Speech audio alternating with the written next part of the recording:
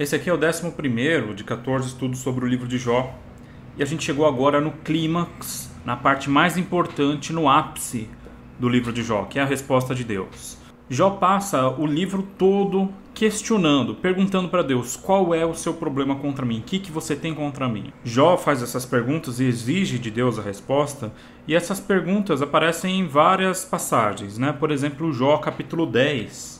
Aqui no verso 2 diz assim: direi a Deus, não me condenes, explica-me o que tens contra mim. Vocês lembram também que o último discurso de Jó, capítulo 31, lá no verso 35, ele termina dizendo: quem me dera, oxalá, ele me respondesse. Eu só queria que ele me respondesse. Jó capítulo 23, do verso 1 até o verso 7, diz assim: Jó tomou a palavra e disse: ainda hoje minha queixa é uma revolta, minha mão comprime meu gemido.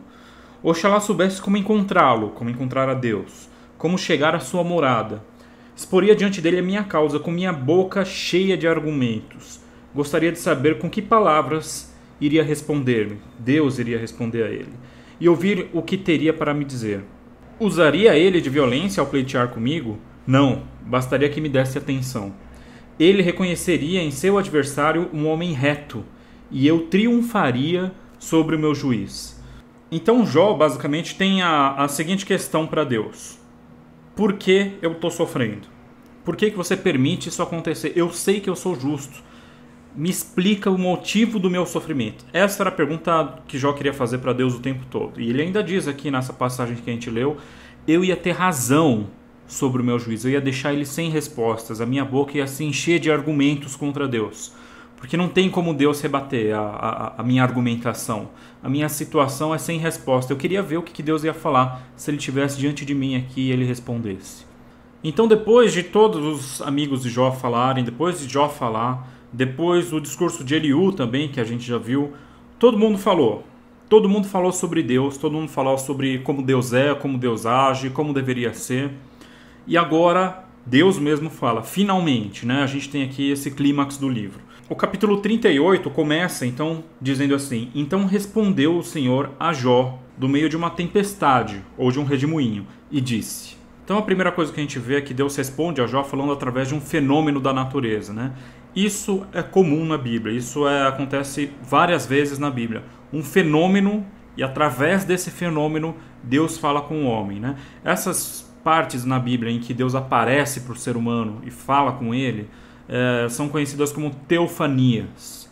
Teofanias é você ver a forma de Deus, né? Deus se revela a si mesmo, revela a sua forma para o homem. Então a gente tem algumas teofanias que são bem conhecidas, como por exemplo a sarça ardente, lá em Êxodo 3. Deus fala através de um fenômeno que é um fenômeno, digamos assim, fantástico, né? Você vê uma sarça pegando fogo e ela não se consome.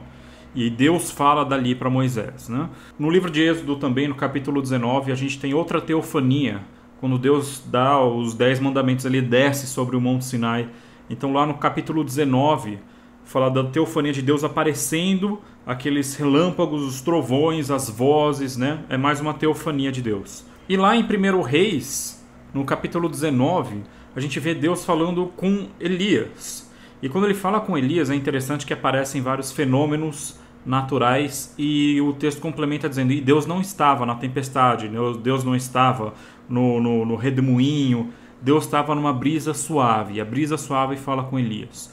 Então a gente vê que Deus se manifesta de maneiras diferentes na Bíblia, dependendo de para quem ele está falando e como ele está falando, qual é o sentido da fala de Deus. No caso, por exemplo, de Elias, o sentido da fala de Deus era confortar Elias. Então Deus se manifesta para Elias numa brisa suave. Por outro lado, por exemplo, em Êxodo 19, lá no Monte Sinai, Deus demonstra o seu poder, a sua autoridade, porque ele está dando uma lei. Essa lei para ser seguida pelo povo, né? Então, como a demonstração do poder e autoridade de Deus, ele aparece naqueles trovões, os relâmpagos, do fogo e assim por diante. Aqui, em Jó 38, Deus vai aparecer também numa demonstração de poder, de força, num redemoinho ou numa tempestade. É interessante que os deuses antigos, eles estavam ligados a fenômenos naturais, né? Então você tinha, por exemplo, né, Baal, que era um deus da tempestade, assim como Thor é um deus da tempestade, assim como Zeus é um deus da tempestade. Só que Deus, apesar de usar fenômenos naturais para se comunicar com o homem, ele não se restringe a esses fenômenos. Deus é muito mais do que um velho barbudo no céu jogando raios com a mão, como era Zeus, né? Porque Deus criou o universo todo, e é exatamente esse o conteúdo da fala de Deus. Então os versos 2 e 3 lá de Jó, capítulo 38, diz assim: Quem é esse que obscurece meus desígnios com palavras sem sentido? Cinge os teus rins como um herói, interrogar-te-ei e tu me responderás. Então Jó estava exigindo uma resposta de Deus o tempo todo, né? Pedindo para que Deus o respondesse. E quando Deus aparece para Jó, e essa é uma das coisas mais importantes do discurso de Deus, quando Deus aparece para Jó, é Deus que pergunta. Deus não vai dar respostas para Jó, mas Deus vai fazer perguntas. E ele diz ainda, ele usa essa expressão, cinge os teus rins, como um herói, né? Como um gever, que é gever, é como se fosse um homem forte, poderoso. Agora, não é você que é o bonzão, não é você o cara que sabe pra caramba. Então agora você vai me responder. Você vai sentar aí, eu vou te perguntar e agora você vai me responder. Não é você que tem as respostas para todas as perguntas, não é você que sabe de tudo. Então vamos lá, herói. E aí do verso 4 em diante, a gente tem o discurso de Deus. O discurso feito de perguntas. Deus é o único de todos os outros discursantes do livro de Jó que faz um discurso só com perguntas. Os outros, todo mundo tem resposta para tudo. E quando aparece Deus, que a gente acha, não, esse Deus é o que realmente vai responder, porque ele tem as respostas. Deus só faz perguntas. Lá no verso 4 diz assim, então: Onde estavas quando lancei os fundamentos da terra? Me diz, já que você sabe tanto. Quem fixou as suas dimensões, se é que você sabe, ou quem estendeu sobre ela a régua? Onde se encaixam suas bases, e quem assentou a sua pedra angular? Entre as aclamações dos astros da manhã e o aplauso de todos os filhos de Deus, lembrando que os filhos de Deus aqui no livro de Jó é uma expressão que designa os anjos, outros seres que não são seres humanos, de outra esfera de realidade. Quem fechou com portas o mar, quando irrompeu jorrando do seio materno, quando lhe dei nuvens como veste e espessas névoas como coeiros, quando lhe impus os limites e lhe firmei porta e ferrolho, e disse, até aqui chegarás e não passarás, aqui se quebrará a soberba de tuas vagas? Alguma vez deste ordens amanhã, ou indicaste à aurora um lugar, para agarrar as bordas da terra e sacudir dela os ímpios? Transforma-se como argila debaixo do sinete e tinge-se como um vestido. Ele retira a luz aos ímpios e quebra o braço rebelde. Entraste pelas fontes do mar ou passaste pelo fundo do abismo? Foram-te indicadas as portas da morte ou viste as portas da sombra da morte? Examinaste a extensão de terra? Conta-me se sabes tudo isso.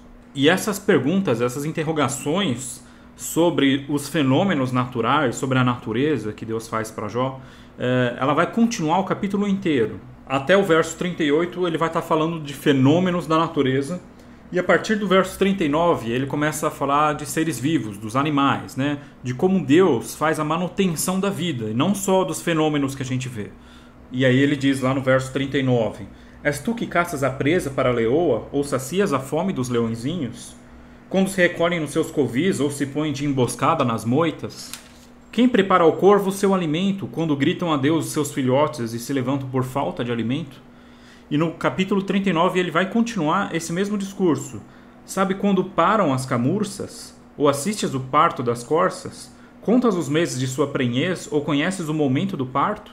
Elas se abaixam, forçam sair das crias e livram-se de suas dores. Seus filhotes crescem e ficam fortes, saem para o campo aberto e não voltam mais. Quem pôs o asno selvagem em liberdade e soltou as rédeas do onagro? E continua até o final do capítulo 39. Um monte de perguntas. Perguntas não só perguntando se Jó sabe, se ele entende como funciona o processo, mas mais do que isso.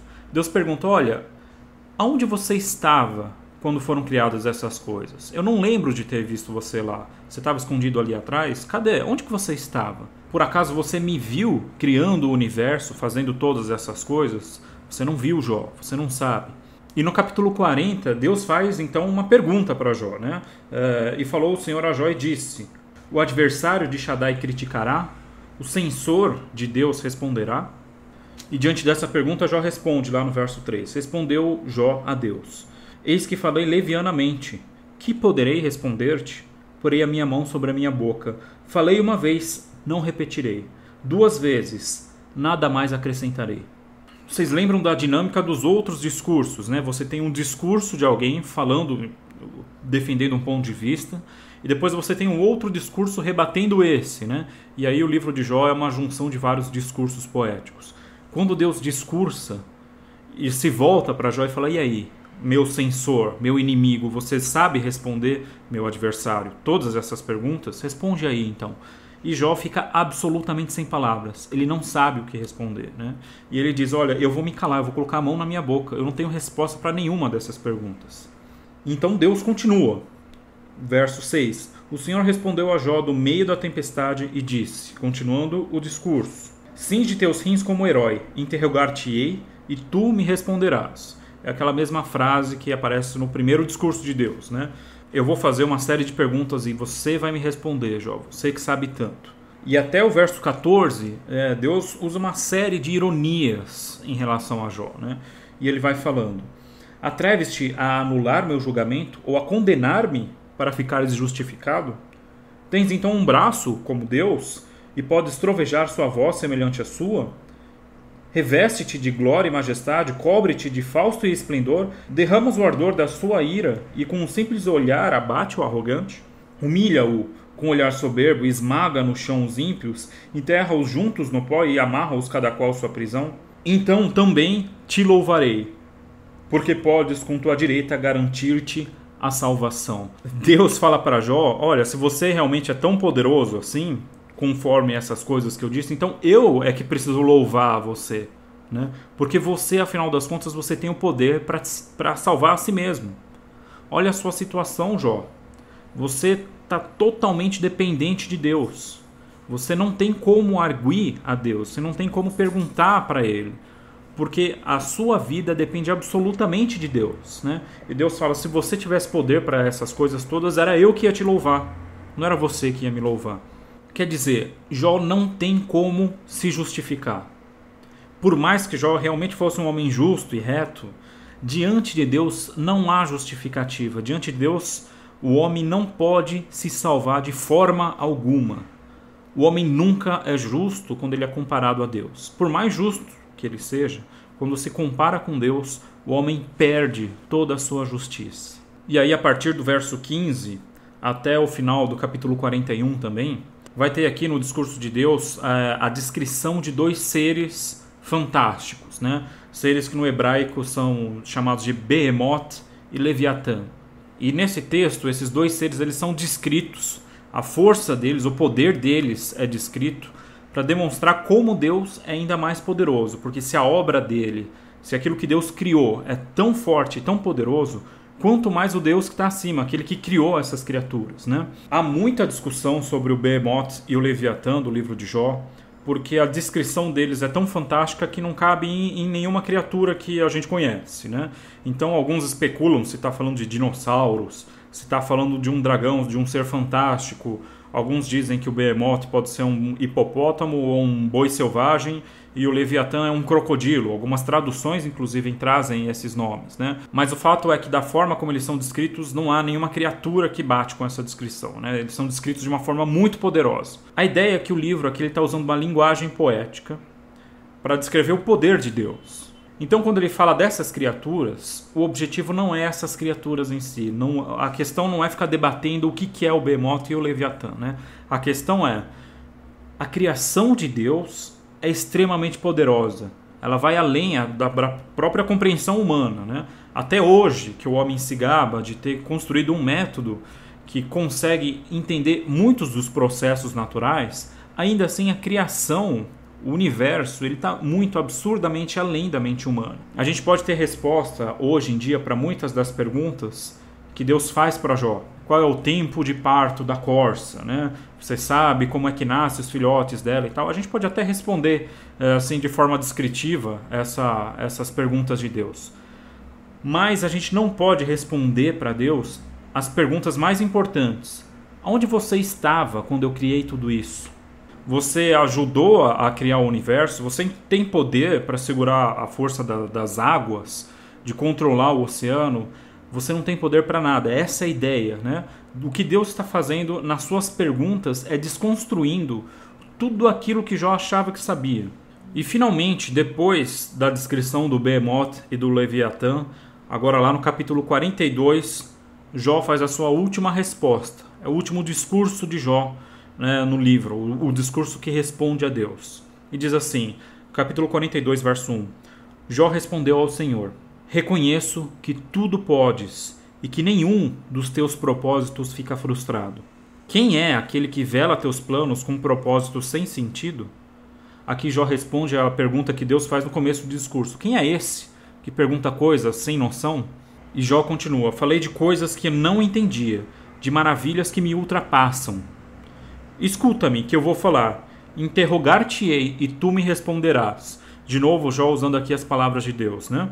Eu te conhecia só de ouvir falar, mas agora os meus olhos te veem. Por isso eu me arrependo e faço penitência no pó e na cinza. O mais fascinante dessa resposta de Deus é que é o seguinte: Jó pergunta o livro inteiro: por que, Senhor, eu estou sofrendo? Né? Me responde o sentido desse meu sofrimento. Eu quero uma resposta, eu exijo uma resposta, eu mereço uma resposta. E quando Deus aparece para Jó, e agora finalmente Jó tem a sua audiência diante de Deus, Deus não responde nem de longe o questionamento de Jó. Deus nem toca no assunto de Jó. As perguntas de Deus só servem para Jó perceber a pequeneza dele diante do universo. Se diante do universo, que é obra de Deus, nós somos insignificantes, quanto mais diante do Criador desse universo. Jó passa a ter um conhecimento de Deus que ele não tinha antes. Antes, ele era um homem justo, temente a Deus, que se desviava do mal, só que ele só conhecia Deus de ouvir falar, é isso que ele mesmo diz, né?